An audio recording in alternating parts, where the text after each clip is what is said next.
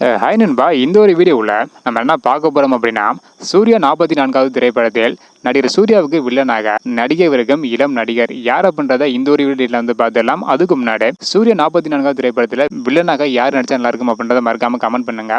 இன்னும் நம்ம சேனலை சப்ஸ்கிரைப் பண்ணி இருந்தீங்கன்னா மறக்காம பண்ணிக்கோங்க. ஓகே நண்பா, வாங்க நினைக்கிற வீடியோக்குள்ள போகலாம். ஓகேன்பா, சூர்யா 44வது திரைப்படத்தோட வில்லன் யார் அப்படின்றத பார்க்கறதுக்கு முன்னாடி இந்த திரைப்படத்தோட ஷூட்டிங் அடுத்த மாதம், அதாவது ஜூன் மாதத்தோட முதல் வாரத்தில் தொடங்க போகிறாங்க.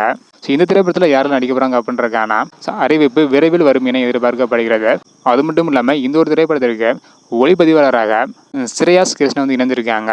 இப்படிப்பட்ட சூழ்நிலையில் தற்பொழுது சூர்யா 44வது திரைப்படத்தில் நடிகர் சூர்யாவுக்கு வில்லனாக நடிக்க வைக்க இயக்குனரும் நடிகருமான உரியடி விஜயகுமார் இவங்க கிட்ட வந்து பேச்சுவார்த்தை நடத்திருக்காங்களாம். படத்தின் கதையை கேட்டுவிட்டு உரியடி விஜயகுமார் இவங்களுக்கு படம் ரொம்பவே பிடித்து போய் விட்டதாகவும் படத்தில் வில்லன் கதாபாத்திரத்தில் நடிக்க சம்மதம் தெரிவித்து விட்டதாகவும் சொல்லியிருக்காங்க.